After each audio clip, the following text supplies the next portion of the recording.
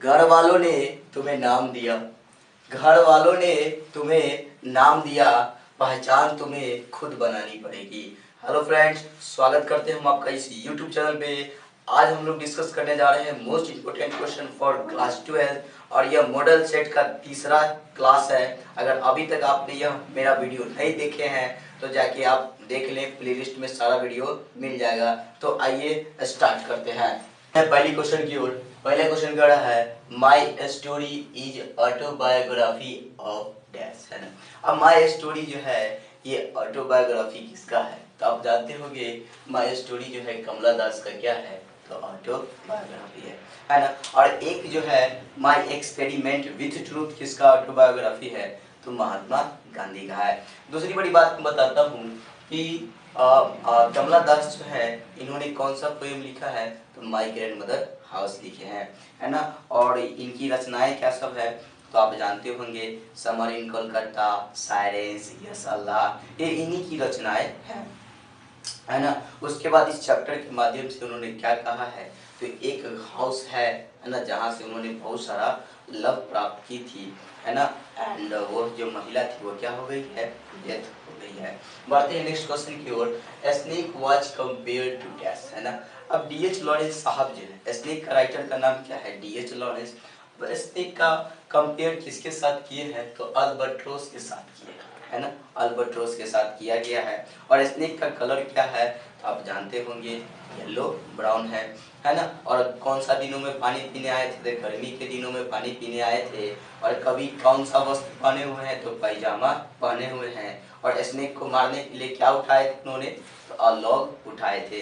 ये बातें भी आप याद रखिएगा। बढ़ते हैं नेक्स्ट क्वेश्चन की ओर। Who wrote crossing rivers, crossing of rivers. अब इनके लेखक कौन हो जाएंगे, तो केकेएन दारूवाला। अब केकेएन दारूवाला कौन सा लिखे भाई, चैप्टर क्या लिखे हैं, तो फायर हीमेन लिखे हैं, आप जानते होंगे। और केकेएन दारूवाला क्या है, पारसी हैं, यानी जोरोस्ट्रियन धर्म से बिलोंग करते हैं। और इन्होंने इस चैप्टर के माध्यम में क्या बताया है, द बर्निंग घाट का चर्चा किए हैं, आप ये भी जानते होंगे। बढ़ते हैं नेक्स्ट क्वेश्चन की ओर। Macavity the mystery cat is taken from, है ना। मेकाबिडी द मिस्ट्री कैट जो चैप्टर है जिसके लेखक का नाम टीएस इलियट है ना। तो ये चैप्टर आखिर लिया कहाँ से गया है, ये इंपॉर्टेंट है। मैं डायरेक्ट आंसर लिख दिया हूँ, old portion book of practical cat से लिया गया है। जब कभी भी आपको क्वेश्चन आवे तब ये आंसर मारेंगे। अच्छा, टीएस इलियट और क्या सब लिखे हैं, द वेस्टलैंड लिखे हैं, कई बार क्वेश्चन आ चुका है। Who wrote Wasteland, who wrote Wasteland, TS Eliot. अच्छा, मेकाबिडी द मिस्ट्री कैट का कंपेयर किसके साथ किया गया है, तो नेपोलियन के समान किया गया है। और मेकाबिडी जो कैट है वो अपना सर को मूव कर सकता है, किसके समान, तो स्नेक के समान मूव कर सकता है। तो इतना बात आप जरूर याद रखें। बात करते हैं नेक्स्ट क्वेश्चन की ओर। If I should die think only this of me is taking from. यह जो लाइन है ये लाइन कहाँ से लिया गया है ना। यह लाइन जो है आप जानते होंगे द सोल्जर्स लिया गया है। और लेखक का नाम क्या हो जाएगा, तो लेखक का नाम रॉबर्ट ब्रूक हो जाएगा। यदि मेरी मौत हो जाती है तो मेरे बारे में केवल इतना सोचना कि मैं जिस सरजमी पे मरा हूँ ना, वो जमीन का टुकड़ा सदा के लिए हमारे, है ना, देश के नाम हो जाएगा। यही बातें तो बताए थे इसी लाइन के माध्यम से। एंड दूसरी बड़ी बात कि रॉबर्ट ब्रूक जो थे वो वार पोएट थे, है ना। और द सोल्जर क्या है, एक सोनेट्स है। और सोनेट्स कितना लाइन का पोएम होता है, 14 लाइन्स का पोएम होता है। बढ़ते हैं नेक्स्ट क्वेश्चन की ओर। नेक्स्ट क्वेश्चन बढ़ने से पहले मैं आपको बताना चाहूँगा कि यदि आपने अभी तक हमारे चैनल को सब्सक्राइब नहीं किए हैं तो हमारे चैनल को सब्सक्राइब कर ले एंड बेल आइकन भी दबा दे, ताकि जब भी कभी कोई भी वीडियो अपलोड होगा तो नोटिफिकेशन सबसे पहले आप तक पहुंच सके। और बने रहे हमारे साथ। देखिए अगला क्वेश्चन करा है, हु वाज फेमस, है ना, सॉन्ग्स फॉर चिल्ड्रन, है ना। अब कौन ऐसा राइटर था जो सॉन्ग्स फॉर चिल्ड्रन के लिए फेमस हो गया, है ना। क्वेश्चन जो है हमेशा मैं वैरायटी का लेके आता हूँ, है ना। और यह जो अभी मॉडल सेट चल रहा है आपके एग्जाम टाइम तक चलेगा, एग्जाम से एक दिन पहले तक आएगा, है ना। और आपको यह जो वीडियो है ना, आपको पूरा का पूरा इंक्रीज कर देगा, आपको पूरा कॉन्फिडेंस लेवल में ला देगा। तो राइट आंसर इसका क्या हो जाएगा, वॉल्टर डिलामियर। वॉल्टर डिलामियर कौन सा पोएम लिखे हैं, तो एनी पिथैफ। एनी पिथैफ का मतलब क्या होता है, तो इंस्क्रिप्शन ऑफ टॉम, अच्छा, इनकी रचनाएं और बता सकते हैं क्या? जी हाँ, पीकॉक पाई है इनकी रचनाएं। इस चैप्टर में उन्होंने एक ब्यूटीफुल लेडी के बारे में चर्चा किए हैं जो कौन से कंट्री से संबंध रखती है? वेस्ट कंट्री से, और उसकी ब्यूटी क्या हो गई है? वेनिसेस हो गई है, यानी खत्म हो गई है, बर्बाद हो गई है। ये बात आप याद रखेंगे। आगे चलते हैं। John Keats was born in, John Keats का जन्म कहाँ हुआ था? तो भाई सबको पता होगा जॉन किट्स का जन्म लंदन में हुआ था। जॉन किट्स क्या लिखे थे? तो ode to autumn, ode to autumn, है ना। और बात करते हैं जॉन किट्स के बारे में, तो जॉन किट्स को ट्यूबरक्लोसिस हो गया था और मात्र 26 साल की एज में इनकी मृत्यु हो गई थी। और जॉन किट्स का पहला पोएम का नाम क्या है? Lines in imitation of Spenser, जो पब्लिश हुआ था 1814 को। ये बातें भी आप याद रखें, एक बार क्वेश्चन में पूछा जा चुका है। दूसरी बड़ी बात कि लामिया के लेखक कौन है, नाइटिंगेल के लेखक कौन है, यहाँ से हमेशा क्वेश्चंस ये बनते रहते हैं। और जॉन किट्स कौन सा पोएट है? तो रोमांटिक पोएट है, ये भी बातें आप याद रखिएगा, है ना। और ऑड टू ऑटम का फ्रेंड कौन है, बोस्टन फ्रेंड कौन है? द सन है। और दोनों मिलकर क्या करते हैं? कॉन्स्पायरिंग करते हैं कि कैसे पेड़ों को फलों से लाभ देना है। बढ़ते हैं नेक्स्ट क्वेश्चन की ओर। Who wrote Another Time and Spain, है ना। अब इनके लेखक कौन है? तो भाई इनके लेखक कहाँ है जी? W.H. Auden है। W.H. Auden क्या लिखे हैं? तो Now Leaves Are Falling Fast लिखे हैं, है ना। और इनको पुलिट्जर प्राइज मिला था द एज ऑफ एंजाइटी के लिए मिला था। कब मिला था? 1948 में मिला था। यहाँ से 2-3 बातें हमेशा आप याद रखें कि वेस्पेरिंग नेबर्स कौन है? तो मैसेंजर ऑफ डेथ।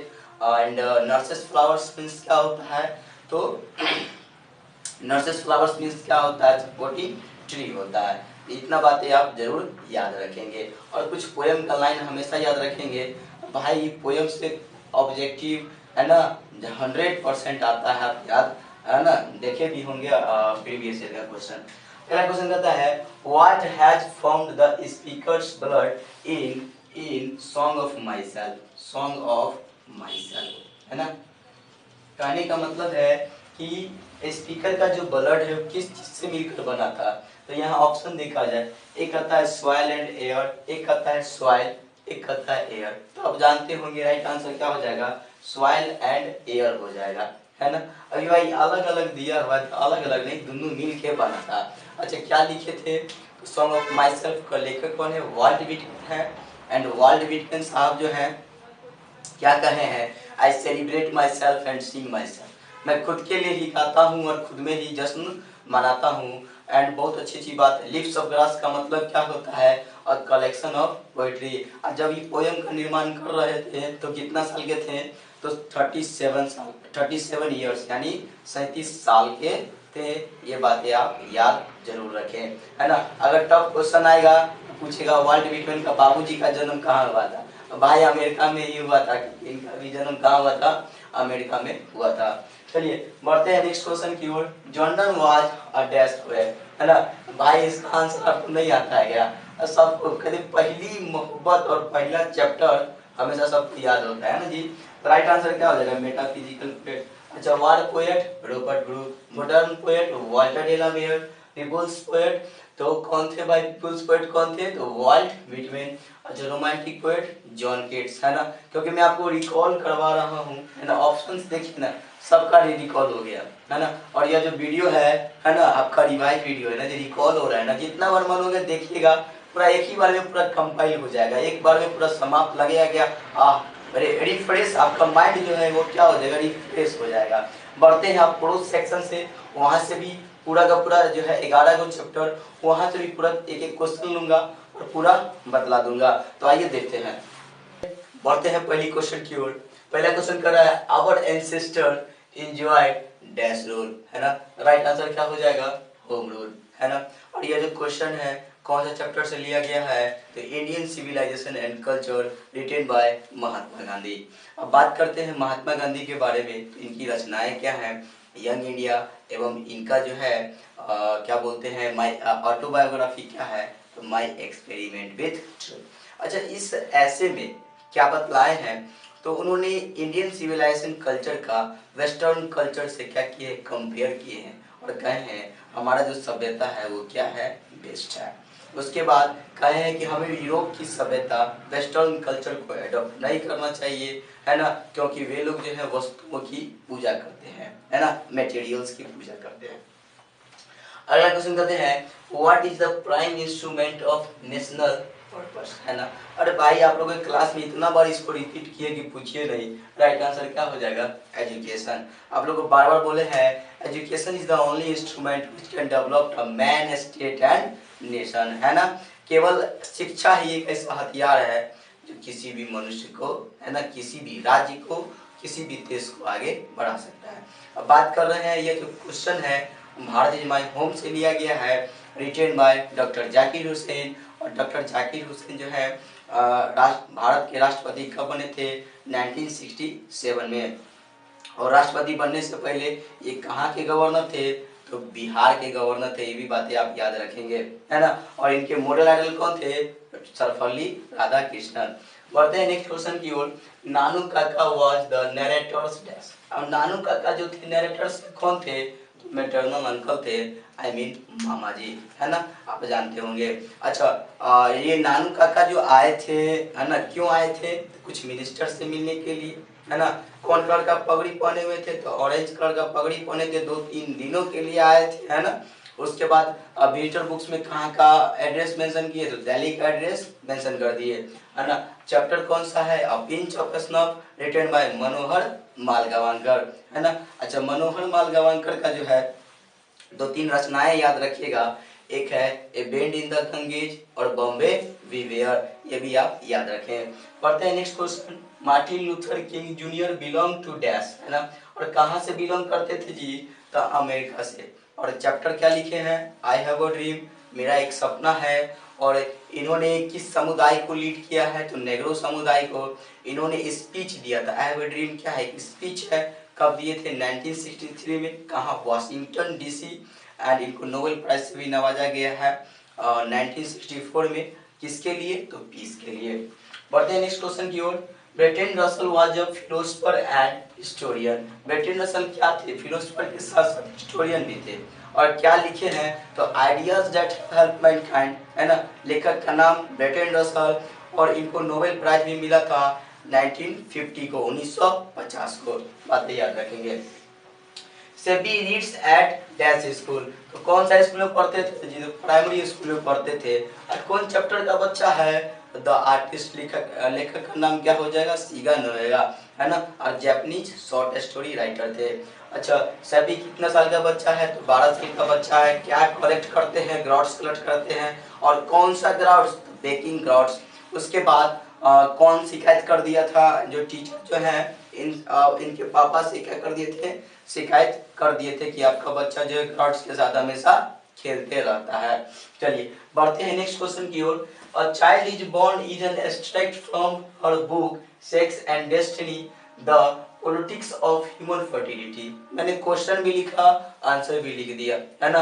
अगर नहीं आता है तो इसको नोट कर ले, नहीं आता है तो नोट कर ले, क्योंकि A Child is Born लेखक का नाम क्या है, तो German Greer. A Child is Born कहाँ से लिया गया है, तो कहाँ से लिया गया है, sex and destiny, the politics of human fertility. अच्छा जर्मन ग्रीड कहाँ जन्म ली थी, तो ऑस्ट्रेलिया में जन्म ली थी। फेमस फेमिनिस्ट राइटर हैं ये बातें भी आप याद रखेंगे। दूसरी बड़ी बात, चाइल्ड इज बॉर्न क्या है, एक ऐसे है और क्या बतलाए हैं कि जब कभी भी एक महिला जो है प्रेग्नेंट जब होती है, तो उनको पूरा फैमिली मिलके क्या करते हैं, हम लोग सपोर्ट करते हैं और उनको एंजाइटी फ्री रखा जाता है, चिंता मुक्त रखा जाता है। अगला क्वेश्चन की ओर बढ़ते हैं। How free the press is dash, how free the press क्या है, ऐसे है, और written by D L. Syed, I mean Dorothy L. Syed, है ना। अब प्रेस को रोक लगा दिया जाता है किस टाइम में, तो वार के समय में। और प्रेस का टू गो चीफ सोर्स है, कौन सा, honour of the wealth and दूसरा क्या है, तो एडवर्टाइजमेंट। बढ़ते हैं next question. Benji parents gave him a passbook when he was dash year old. Benji के जो है माता पिता ने बेंजी को पासबुक दिया था जब वो अंडा बेच के पैसा कमाना शुरू कर दिया था। तो कितना साल के थे बेंजी, तो मात्र 21 साल के वे बच्चे थे, है ना। अच्छा ये जो क्वेश्चन है कहाँ से लिया मैंने, तो लिया द अर्थ रिटेन बाय एचिवेट्स। एचिवेट्स उस समय के लिए जर्नलिस्ट का काम किए थे, बातें याद रखेंगे। उसके बाद इनके बेंजी के बाबूजी का नाम क्या है, तो जॉनसन है। और जॉनसन क्या काम करते हैं, एक सिंपल सा फार्मर है। और क्या बोलते हैं, जॉनसन को किसने एडवाइस दिया था कि बेंजी को इंगेज करे, है ना, काम में, वर्क में इंगेज करे, तो डॉक्टर ने एडवाइस दिया था। उसके बाद बेंजी बहुत सारा पैसा कमाया, उसके बाद शादी किया, लड़की का नाम फ्लोरेंस, है ना, आप जानते होंगे। और दूसरी बड़ी बात है ना, बहुत बढ़िया काम भी हो गया इस चैप्टर के माध्यम से कि बेंजी जो है अपने माँ बाप को शहर के बीचों बीच जाके छोड़ दिया। गाड़ी का नाम क्या था, फोर्ड वैन। और नहीं आता है, नोट कर लो जी। अगला क्वेश्चन देखते हैं, who wrote come my beloved. Who wrote come my beloved, तो फॉरलेस पर लिखी क्या है, तो India through a traveller's eye, है ना, ये बातें लिखी है। आप जानते होंगे कि इंडिया थ्रू ए ट्रेवलर्स आई जो है पॉरलेस बक लिखी है और इंडिया के बारे में ही लिखी है। इंडिया में जो घास फूस होते हैं ना, और अगर हमारे धर्म के अकॉर्डिंग चला जाए, है ना, आप लोग जानते होंगे हमारे यहाँ रीति रिवाज है, जब कभी भी एक छोटा सा भी अगर त्योहार होता है तो हम लोग घर आंगन को क्या करते हैं, गाय के गोबर से लीप देते हैं, यानी शुद्ध करने के लिए, आप जानते होंगे। तो ये सब जो बातें हैं भाई, उधर वाले को समझ ना आएगा, ब्रिटिश सबको, अमेरिकन सबको, लेकिन इंडिया में ये सब बातें समझ में आता है ना। और दूसरी बड़ी बात कि आज भी हमारे यहाँ जो है केला के पत्ता को शुद्ध माना जाता है। हमारे यहाँ केला के पत्ता पे लोग भोजन करते हैं, है ना, आप ये भी बात जानते होंगे। दोनों क्वेश्चन आया हुआ है बिहार बोर्ड में, याद रखिएगा। अगला क्वेश्चन करते हैं, हु रोट अंकल वियना। लेखक का नाम कहाँ हो जाएगा, एंटोन चेखव। एंटोन चेखव क्या लिखे हैं, तो मैरिज प्रपोजल। और मैरिज प्रपोजल जो लिखे हैं इसमें 3 कैरेक्टर हैं, लोमोव है, नटालिया है, चुबुकोव है। नटालिया किससे शादी करना चाहती है, तो लोमोव से, है ना। नटालिया के पापा का नाम क्या है, चुबुकोव है। नटालिया के कुत्ते का नाम क्या है, तो गेस है। और लोमोव के कुत्ते का नाम क्या है, तो लीप है। नटालिया का एज 25 साल और लोमोव का एज 35 साल। इतना बातें आप जरूर याद रखिए, क्वेश्चन यहाँ से बन जाएगा, है ना। और यह जो वीडियो है कैसा लगा आप हमें कमेंट करके बता दें, है ना। और आप हमें से ये बात आप समझ रहे होंगे कि आज थोड़ी सी वॉइस जो है फंस रही होगी, क्योंकि जो है थोड़ा सा गला जो है भारी हो गया है, तो जिसकी वजह से थोड़ा सा साउंड कुछ डिफरेंट लग रहा होगा, है ना। तब तक के लिए गुड बाय साथियों, है ना। और फिर मुलाकात करते हैं ग्रामर सेक्शन में।